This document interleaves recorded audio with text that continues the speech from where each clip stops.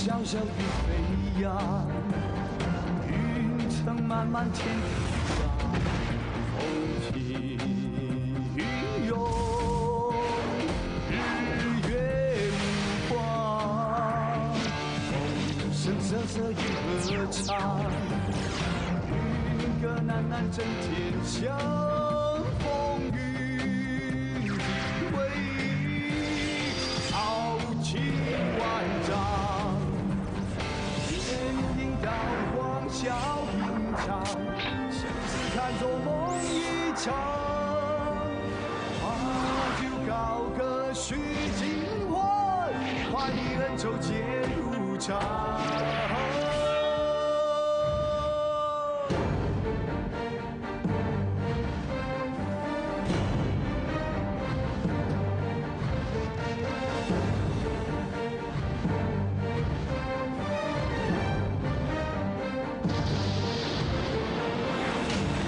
悄悄地远荡，云彩消散变惆怅，骄傲江湖，儿女情长。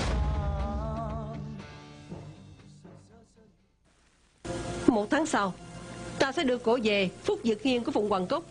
Như vậy có được chưa? Quân tử nhất ngôn, quyết không nuốt lời. Nếu như ngươi không giữ lời hứa thì coi chừng cái miệng ngươi bị một bụng bẹt. Nhưng mà nếu cô làm như vậy, Đích Hiên không có kiếm chuyện với cô sao?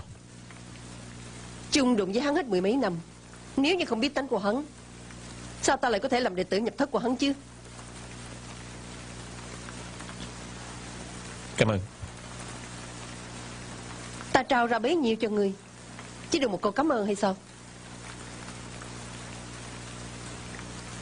Xin lỗi. Không, ngươi không có lỗi với ta. Ta tự chuốc lấy thôi. Ngươi đi đi. Ân đức của cô ta nhất định không quên. Nếu như ngươi tự thấy thẹn với ta,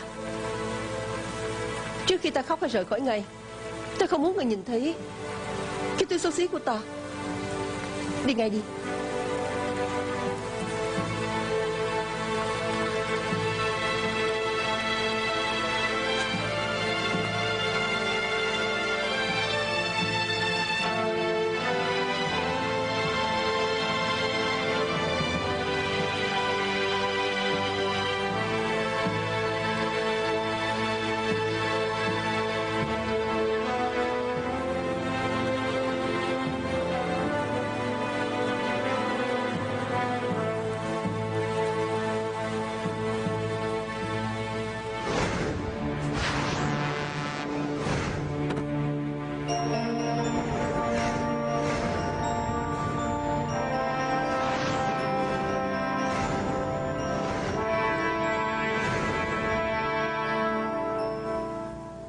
Các vị khách quan, mời từ từ.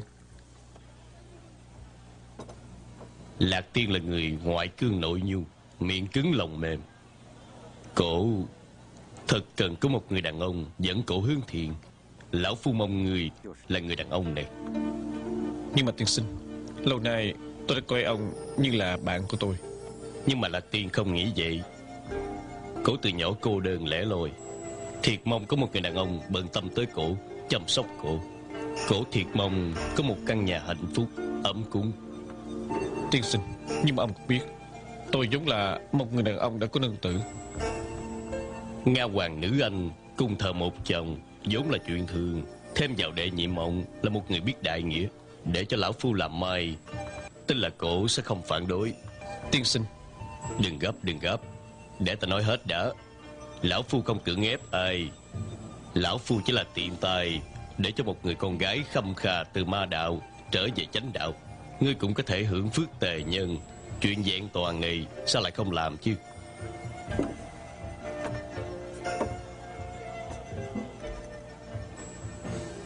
tôi có thể vì Lạc Tiên lên núi xuống biển.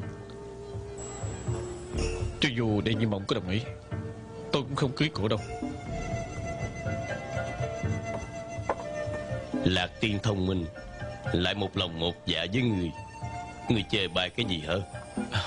Tôi không phải là chê bai. Được, mai mốt rồi biết.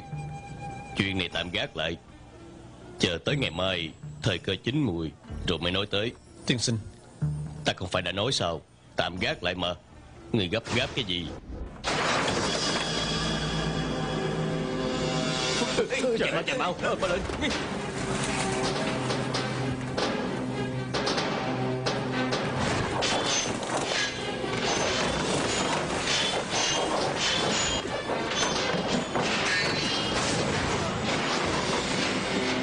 Đoàn Lãng, đừng hiếp người quá đáng. Đừng có lăng nhăng. Đụng chạm tới Đế Thích Thiên không có kết cục tốt. Ngươi hãy xuống suối vàng đi.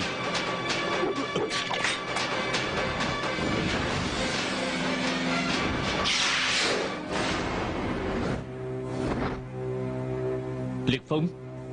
Đoàn Lãng, bể khổ trùng trùng, hồi đầu là ngạn. Lần trước để ngươi chạy thoát, lần này ngươi không được may mắn gì đâu. Phá quân ngươi cũng giết không nổi, với Đoạn Lãng ngươi hả? Lão phu khuyên ngươi dừng cương trước ngựa, đừng có trút lấy nhục nhã. Lão Tất Phu thốt lên ngông cuồng. Ngươi lại. Đoàn Lãng, ông ta là sư tôn của Đế Thích Thiên. Võ công của Đế Thích Thiên cũng là từ tiên sinh đây dạy đó. Tại hạ Từ Phúc về nói lại với Đế Thích Thiên, nói là mạng người này của lão phu phải giữ lại. Nếu như hắn có trách tội xuống thì món nợ này ghi lên đầu của lão phu. Các ngươi dám xen vào hả? Đoàn Lãng, làm điều bất nghĩa sẽ bị dày dò. Ngươi hãy đi đi. Tại sao ta phải đi? Cả ta ngươi cũng đánh không lại. Võ công của Từ tiên sinh còn trên ta rất nhiều. Nếu ngươi không đi thì tự chuốc khổ thôi.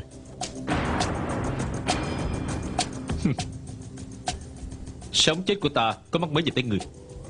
Ngươi lấy tư cách gì dạy đời ta? Chỉ tại vì ngươi tốt số hơn ta. Thành cũng phong dân, bại cũng phong dân. Năm xưa nếu không phải vì hùng bá mê tín lời của thuật sĩ đã chôn vùi đi ta. Xét thiên phú, xét tiềm năng. Nếu như ta có cơ ngộ như ngươi, võ công của ta cũng đã trên ngươi. Ngươi và bộ kinh dân là cái gì chứ? Thật là sách già cho ta cũng không xứng. Ngươi vẫn ái ngại ở trong lòng, có phải vì chuyện năm xưa? Ngươi chưa hề bị người ta khi dễ. Ngươi chưa thử không được thưởng thức. Dĩ nhiên ngươi nói nghe nhẹ nhàng. Chuyện này đừng có nên nói. Bây giờ cho dù tới ngày ta chết, ta cũng không có bỏ qua.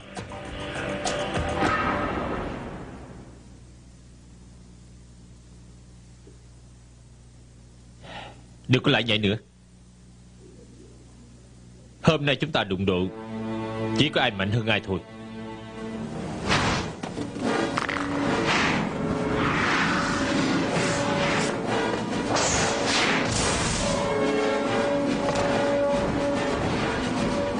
Đoàn Lãng, Người này bẩm tánh hẹp hòi, mưu mô đa kế, nhưng lại có tư chất cao. Nếu như không tiêu diệt kịp thời, mai này sẽ thành một Đế Thích Thiên khác. Liệt Phong, mai này ngươi gặp hắn đừng có nới tay nữa, nếu không sớm muộn hắn sẽ giết người trước.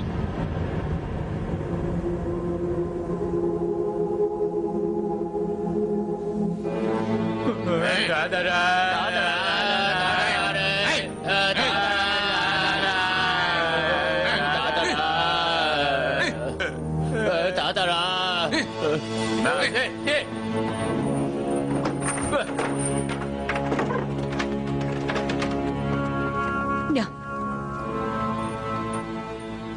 ngươi để làm gì? Sao bị họ đánh tới như vậy? Ngươi đã đụng chạm gì tới họ? Chuyện này rất dài dòng.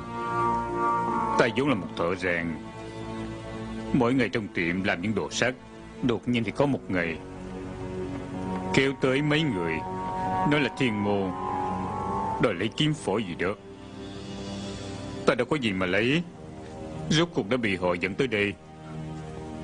Mỗi ngày cứ tra tấn và hỏi ta, còn du hành tỳ chúng nữa, làm cho ta thật là mất mặt quá. Người có thiên môn thật là khủng khiếp. Phải. Đệ tử của Thiên Môn, cho dù con nít mấy tuổi, dưới sự thống lĩnh của Đế Thích Thiên,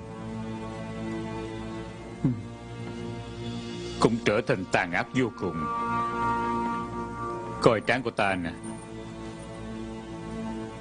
lúc mà bị thị chúng du hành thì bị đám con nít đó đánh nè. Không biết Từ tiên sinh ở bên kia tiến triển thế nào. Bước ra đây. Đảm bảo.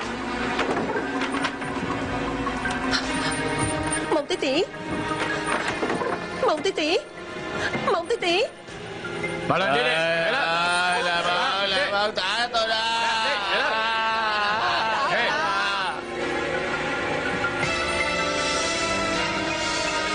Bẩm thành chủ, người đi cho tới. Lùi xuống. Dạ.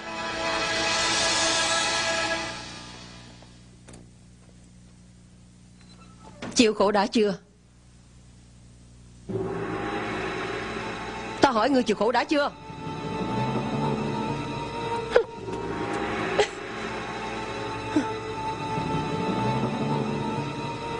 Coi chừng ta giết ngươi. Khi ta tỉnh lại, phát hiện mình đã bị nhốt trong cái địa ngục dân gian đó. Ta đã tự coi mình đã chết rồi. Khi một người đã chết, còn sợ chết nữa hay sao? Nếu như ta cho ngươi biết quỷ kế của Từ Phúc đã bị Đế Thích Thiên vạch ra, cái miệng của ngươi còn lên lợi như vậy sao?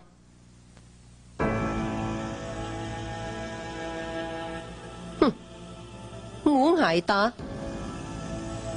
Đế Thích Thiên đã giúp ta ép ra cực độc bị tiêm nhiễm ở trên bí kíp rồi.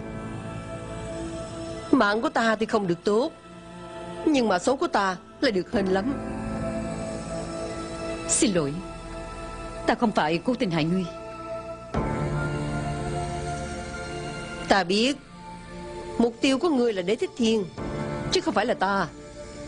Nếu không, ngươi còn có thể sống tới hôm nay sao?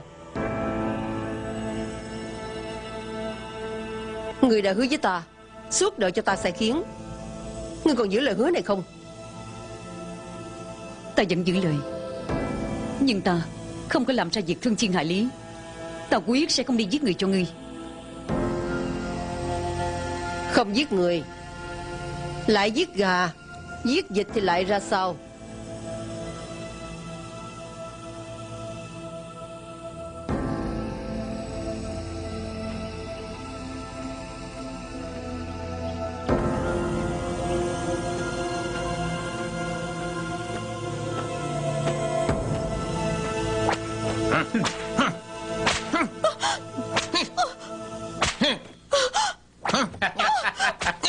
Đánh ca lắm, đánh ca lắm. Tiểu nha đầu, đánh cho người chết, đánh đi.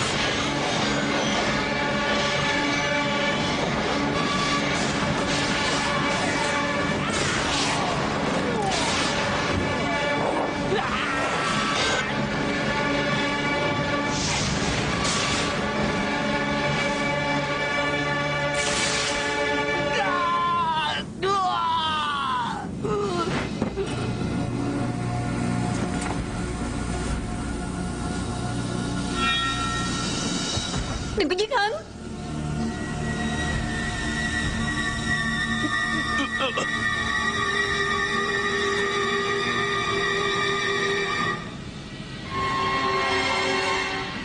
Hắn là kẻ thù giết cha của ta.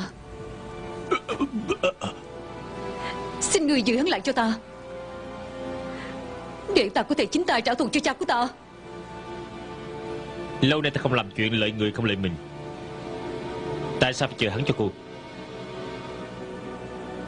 Ta không có tiền, ta chỉ có cái mạng này. Nếu người chữa hắn lại cho ta, ta chịu suốt đời suốt kiếp hầu hạ cho người.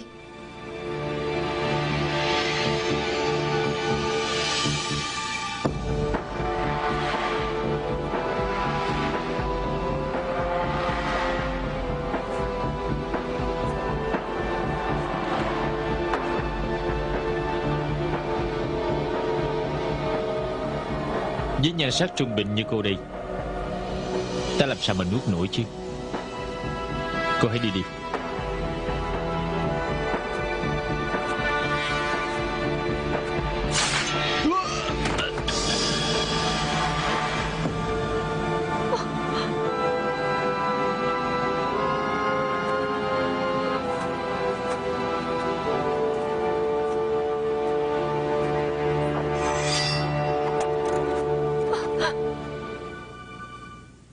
Cả cậu cũng muốn đánh với ta hả?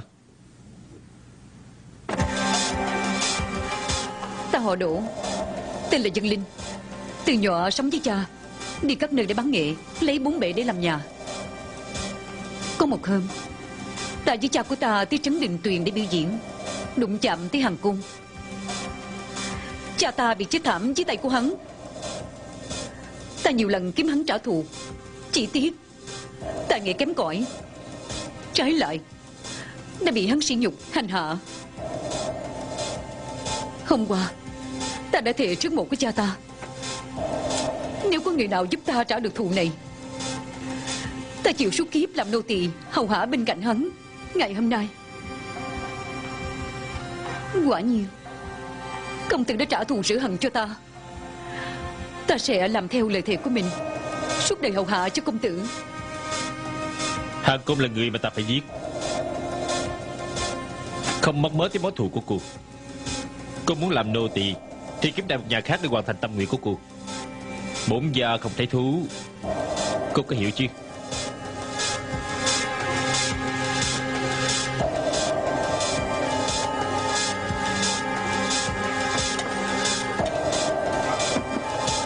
Tham kiến thần mẫu. Không cần đa lễ, đi làm việc đi. Dạ. Sở sở, sở sở, Mộng tỷ tỷ, người đã dẫn tới cho người hài lòng rồi chứ? cảm ơn Lạc cô nương. Lạc cô nương, cô còn có đứa tên là Dân Nhi. Cô có thể nào... Thiên môn có nội quy của nó. Mẹ con là chí thân, nhất định phải giam riêng. Muốn gặp mặt thì quyết không thể nào. Các người đừng cố làm khó ta. Ta thiệt nhớ con của ta, ta thiệt nhớ nó quá. Cho ta gặp mặt một lần cũng tốt, để ta biết được nó bình an. Ta xin cô. Lạc cô nương, xin cô hãy giúp giùm. Ta có điều khó của ta, nhưng ta có thể hứa với người, ta sẽ kiếm người chăm sóc tốt cho con của người. Ta muốn ăn canh gà, lát đưa qua cho ta.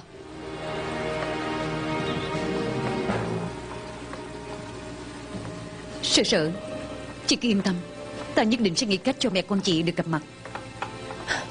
Cảm ơn Mộng tỷ tỷ.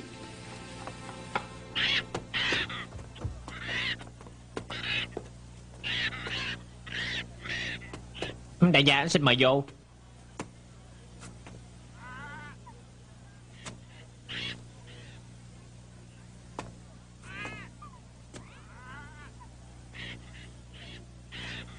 Thiên địa quyền quang, ta phải lấy 4 cái phần này.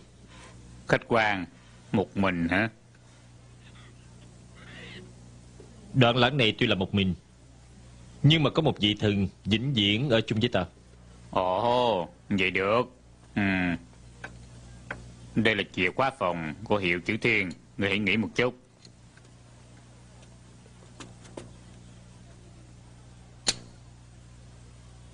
Đuổi cô đi.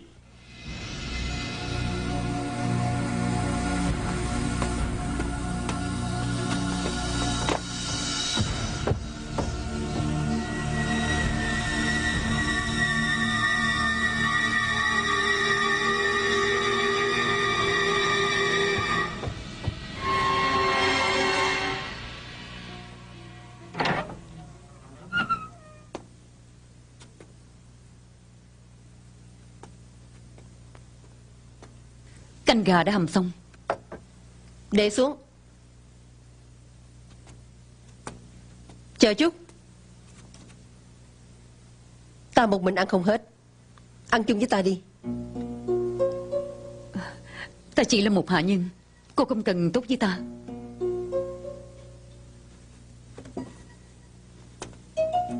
Ta không chấp nhất với người, mà ngươi lại chấp nhất với ta. Ngươi ngồi xuống, ta đi lấy chén. Hay để ta đi lấy? Ta biểu ngươi ngồi thì cứ ngồi đi.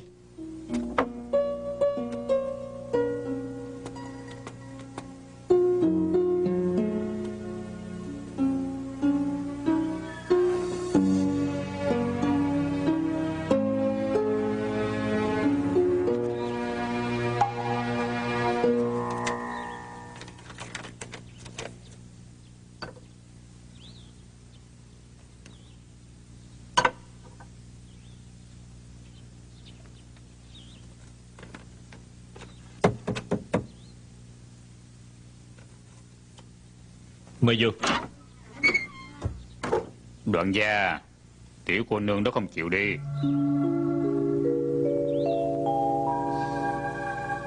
Cổ không chịu đi thì giết cổ cho ta. Giết hắn à? Ngươi có đi hay không? Dạ đi.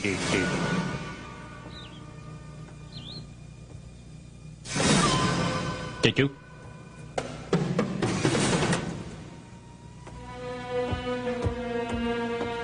Mời.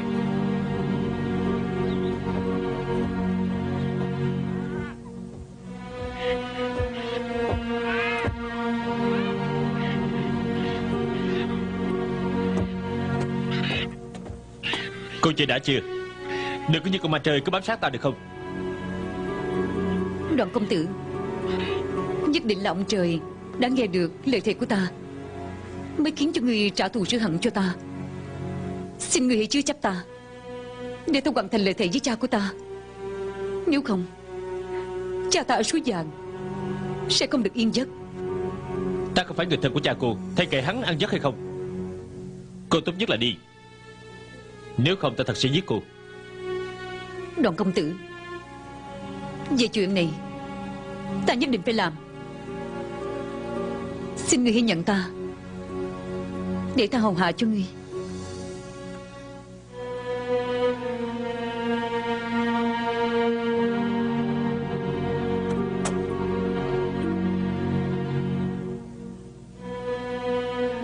Được. Vì từ nay cô hãy theo ta, nhưng mà cô đừng có hối hận. Dân Linh làm việc quyết không hối hận. Đi theo ta.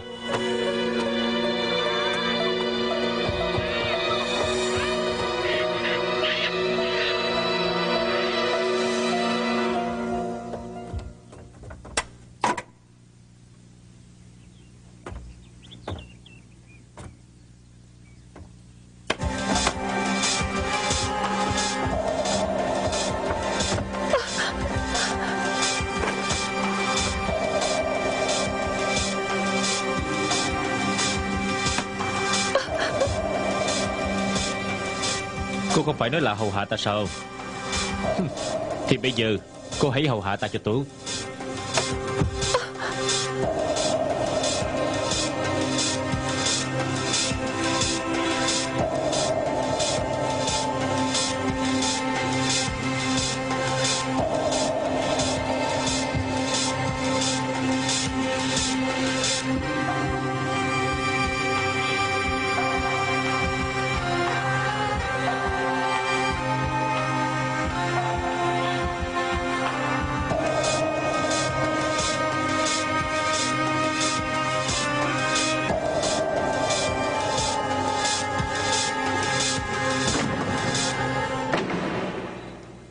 Của người đó. Cảm ơn. Họ nói người chỉ dưới một người, mà trên vạn người. Chỉ cần ngươi chịu là có thể phá lệ. Ta xin ngươi hãy cho mẹ con Sở được gặp mặt. Tại người chưa biết thôi. Anh có hoài không là hoài diệt. Hôm trước đã được Đế Thích Thiên nhậm lệnh làm hộ pháp của Thiên Môn. Thần mẫu này từ nay cũng phải nhìn sắc mặt của hắn rồi. Ngươi và Hoài Không không phải thân lắm sao? Để ta an bài cho ngươi. Ngươi biểu Hoài Không giúp đi. Biểu hắn nói với anh của hắn rộng lượng khoan hồng. Xin lỗi. Báo hại cô bị Đế Thích Thiên đẩy vào lãnh cung. Cô không giận ta sao? Địa vị tôn quý lại sao? Hiệu lệnh tôn quý lại sao chứ? Đây không phải là điều mà đàn bà mình muốn lấy hay sao? Ăn canh đi.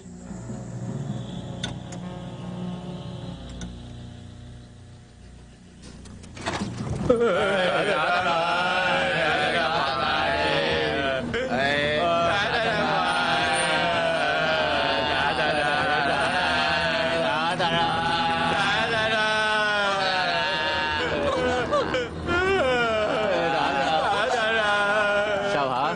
Sợ rồi. Bây giờ hối hận không còn kịp.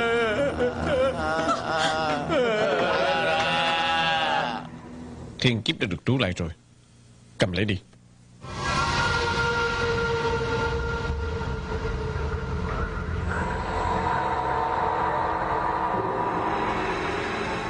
Đại ca,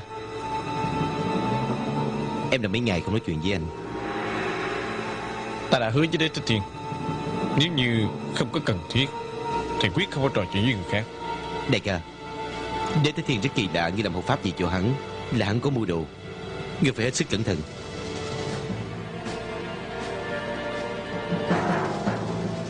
Được Đế Thích Thiên tu làm đệ tử là cơ hội ngàn năm một thở của ta.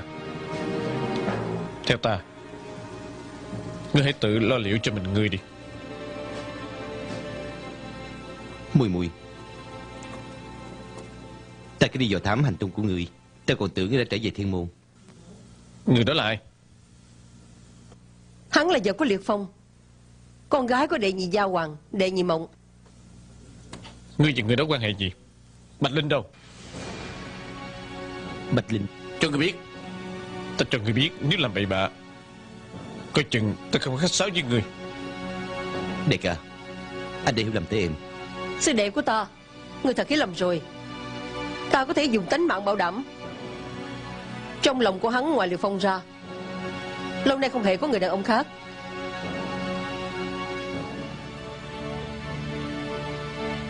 Đại ca, Bạch Linh có chút hiểu lầm tới em. Bây giờ đã trở về đạo Thiết Tâm, nhưng mà em nhất định đi kiếm cổ giải thích rõ ràng. Em thì muốn biết Đế Thích Thiên muốn em làm cái gì đây. Em thì muốn rời khỏi chỗ này cho mau.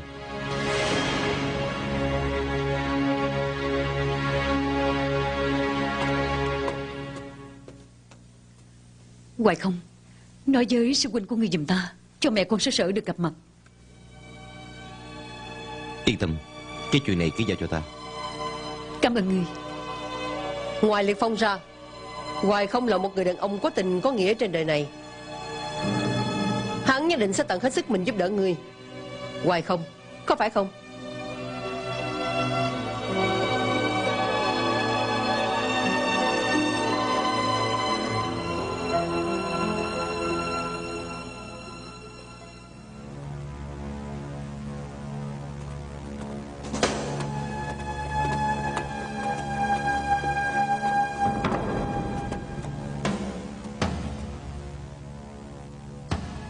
Tỷ tỷ, cô cũng gia nhập cho Thiên Môn từ hồi nào vậy?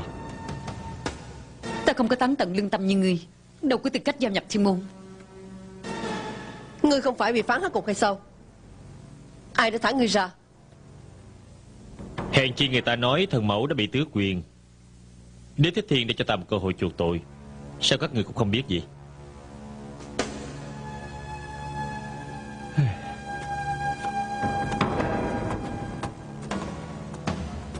Thân mẫu, chủ nhân triệu góp. Đại ca, đại ca nghe em nói. Đừng có hỏi nữa. Đế Thích Thiên kêu ngươi làm chuyện gì vậy lúc nào ta không biết đâu.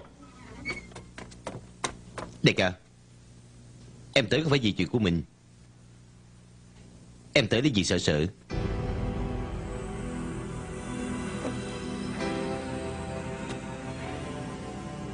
Một lúc thì Đệ Nhị Mộng, một lúc thì Lạc Tiên, bây giờ lại thêm Sở Sở nữa. Người cũng có duyên đối với đàn bà thật đó. Đại ca, Đệ Nhị Mộng là người bạn kết giao lâu năm của em. Đừng có giải thích với ta. Nếu có chuyện đi nói với Bạch Linh đi.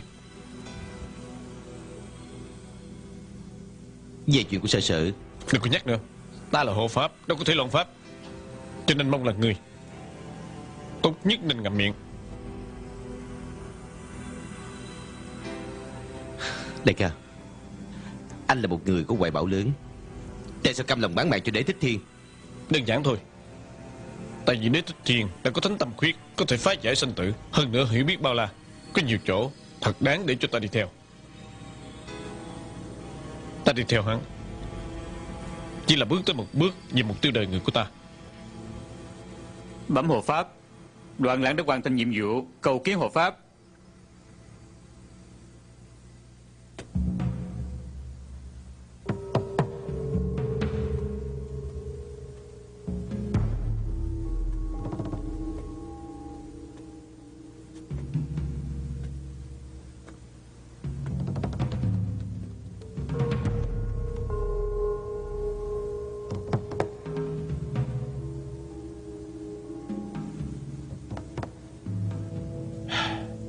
Ngươi không cần phải sợ. Qua thêm 2 canh giờ là 4 tòa sẽ được sung sức lại. Chủ nhân gọi nô tỳ, không biết là chuyện gì.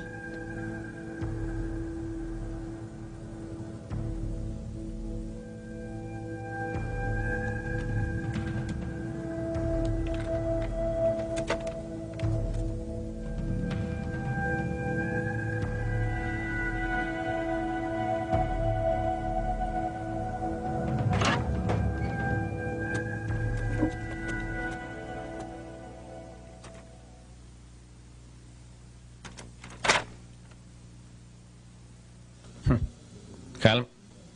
Không thẹn là con Nam Lâm kiếm thủ đoạn sói. Cho ngươi kỳ hạn 10 ngày, 3 ngày đã hoàn tất nhiệm vụ. Đừng có móc nối ta với là cha ta. Võ công của ta đã cao hơn cha ta nhiều. Bây giờ 10 năm hình phạt đã trừ, nhưng mà ngươi vẫn phải làm từ dưới người thấp nhất mà lên.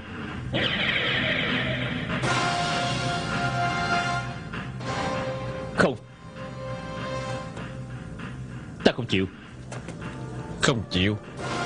Không lẽ ngươi muốn phản bội sư môn? Ta không chịu. Ngươi nghe đây, trừ phi ngươi chết đi, nếu không ngươi thật khó mà tội nguyện.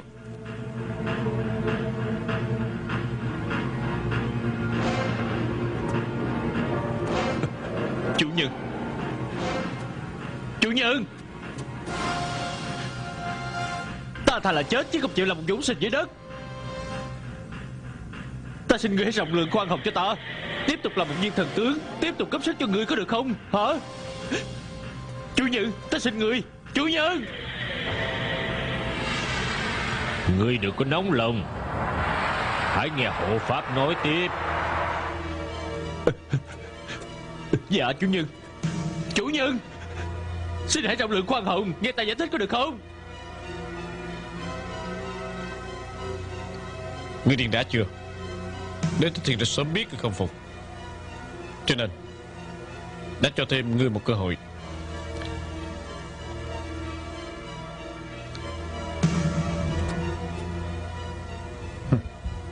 Đế Thích Thiên có ý phải tập đủ 7 món thần binh của thiên hạ để sử dụng Tham Lang, Thiên Nhận, Anh Hùng, Thiên Tội, thêm vào Hỏa Lân Ký của nhà ngươi. 7 món đã được 6 rồi. Bây giờ chỉ còn lại một món cuối cùng. Chủ nhân còn thiếu cái gì? Tuyệt Thế Hảo Kiếm. Được, ta sẽ đi giết một kinh dân, kiếm Tuyệt Thế Hảo Kiếm cho chủ nhân. Khoan đã. Đoạn Lãng, ta biết đây là một cơ hội trở mình duy nhất của người, nhưng mà Đế Thích Thiên có lệnh. Ông ta không những đòi kiếm mà còn có người. Ông ta bắt bộ kinh dân phải góp sức cho thiên môn. Muốn bộ kinh dân góp sức cho thiên môn không phải đơn giản, cho nên ngươi phải dẫn bộ kinh dân về đây, hay là đeo lên mặt nạ này? Thì phải coi tài cán của người đó.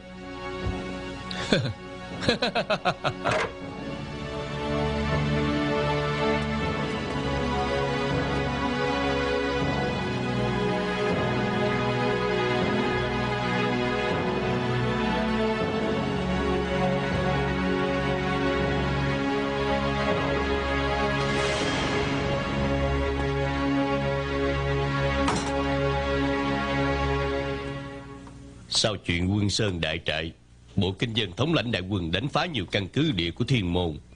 Nếu như mọi việc được suôn sẻ, là chúng ta có thể cưa đi tay chân, cắt đi kinh mạch của hắn. Rồi kế tiếp sẽ là Địa Hạ Thành, sau đó là Thiên Vận Tự, rồi có thể trực đảo Hoàng Long, đánh vào doanh trại của Thiên Môn. Nhưng mà có một điều thật là lạ. Sao huyệt các nơi của Thiên Môn trước sau bị đánh phá, tại sao Đế Thích Thiên lại không có phản ứng gì? Gà này chết, gà kia gái. Trên đời thì có vô số người muốn làm thủ hạ của hắn mà. Hắn lâu nay không thiếu nhân tài, cho nên lâu nay hắn cứ bỏ mặc sống chết thủ hạ của hắn. Hả? Nếu là như vậy, tại sao vẫn còn nhiều người đòi gia nhập Thiên Môn và đi theo Đế Thích Thiên? Có ai lại không mong sẽ có một ngày được Đế Thích Thiên ưa chuộng, rồi truyền tâm pháp của Thánh Tâm Quyết cho mình. Lúc đó là có thể trường sanh bất tử. Trường sanh bất tử thì quan trọng như vậy sao?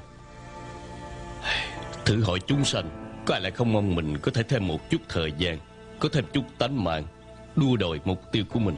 Cho nên ở Thiên Môn không những là có kẻ tà phái, cũng có một số người chánh phái nữa. Tôi thật không hiểu đám người này suy nghĩ ra sao. Vì trường sanh bất tử mà đi theo Đế Thích Thiên, mất đi lương tâm của mình, như vậy cuộc sống có dài thêm thì có ích gì? Nói rất đúng. Nhưng mà mỗi người mỗi chí, mỗi người có cái nhìn khác nhau về tánh mạng, cũng không thể trách hết họ. Đám người này mất đi tâm trí thì là đáng tội nghiệp, rất đáng thương hại. Tiên sinh hoài bão rộng lớn thì khiến cho Liệt Phong này hết sức kính phục. Chờ Bộ Kinh Dân về tới, chúng ta dàn xếp khẩn cấp, thêm vào nội ứng ngoại hợp của Lạc Tiên, phải cứu ra Liệt phu nhân cho mau. Nội ứng ngoại hợp? Lạc cô nương đã hứa khi nào nội ứng ngoại hợp vậy? Bây giờ được suôn sẻ, hàng mai giải trừ họa kiếp cho Võ Lâm thì có liên hệ lớn tới người đó. Tiên sinh, thật ra đã xảy ra chuyện gì? Sư tôn. Lạc cô nương.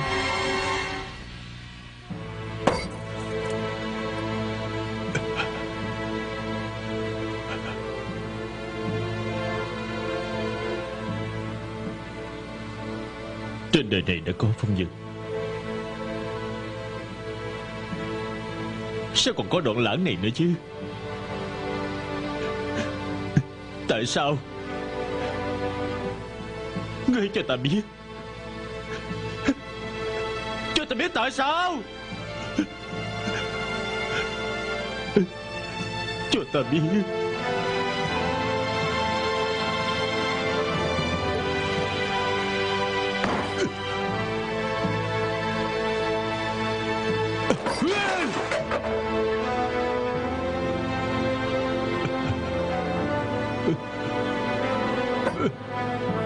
Này nè, cái này phải cẩn thận một chút xíu, đừng có làm bể nha.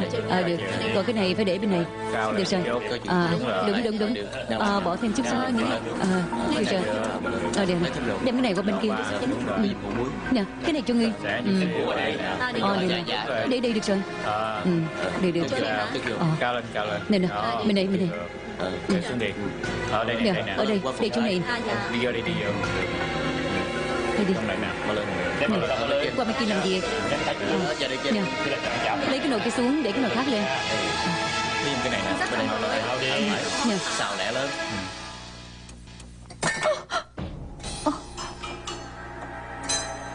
Sợ, có sao hay không? Không sao, bị nhẹ thôi. Chỉ là không sao. Không sao. Hoài không? Thế nào? Có tin mừng hay không? Đại ca của ta nói đem người chỉ thân giam triền, đó là Thiên Quy. Cho dù hắn là hộ pháp, thì cũng không thể làm trái. Nhưng mà hắn có hứa cho hai cô qua chỗ của ta, phụ trách ẩm thực cho ta. Đây là kẻ quyền nghi thôi. Ta nghĩ chúng ta chung với nhau sẽ được khá hơn. Hơn nữa, ta không bạc đãi hai cô. Ai đi bạc đãi ai đi.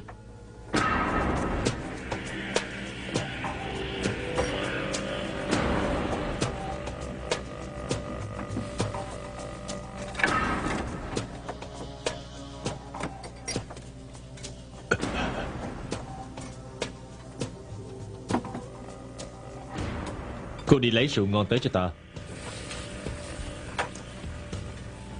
Nếu như người muốn uống rượu gì, tốt nhất thì mình đi lấy. Ngậm miệng cho ta. Ta phải uống rượu ngon.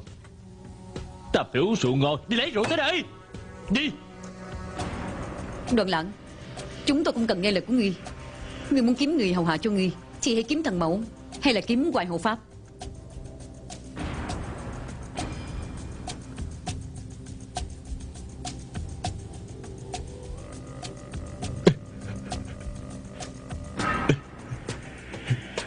Được. Các người có hoàn cảnh tốt.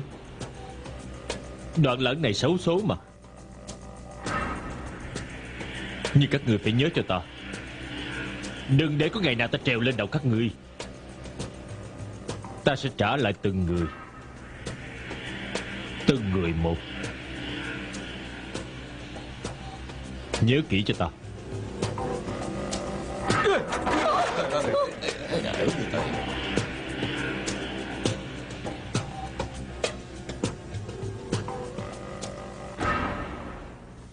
Kinh thoại Đồ Long. Không sai, kinh thoại Đồ Long. Đế Thích Thiên thành lập chuyên môn kiếm, bao nhiêu người đều tới. Là vì cái ngày Đồ Long.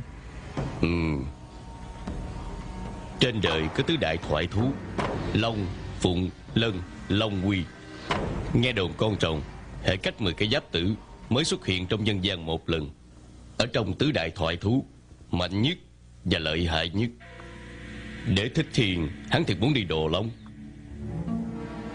Theo như hắn nói, là vì thần Long là mạnh nhất, lợi hại nhất, cho nên nhất định phải dàn xếp thiệt là cẩn thận để tránh mất mát. Rồng là vật thần, Đồ Long thì làm trái thiên đạo. Nghiệt đồ của ta ăn không ngồi rồi, lại kiếm chuyện này đi giết thời gian. Hắn không phải nói chơi, hắn nghiêm túc.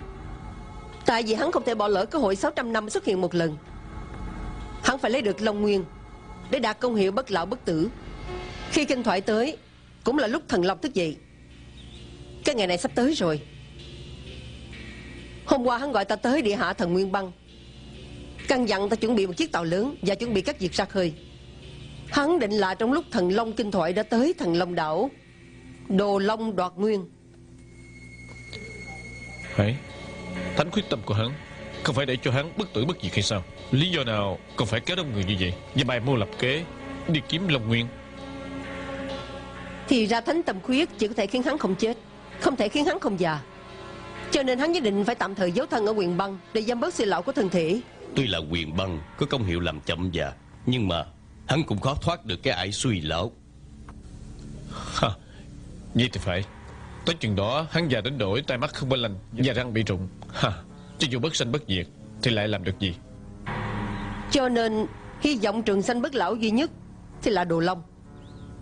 Hắn nghĩ bằng mọi cách chiêu lãm kỵ nhân dị sĩ, đó là mong từ họ chọn ra những tinh anh để hợp tác với hắn, Đồ Long đoạt nguyên.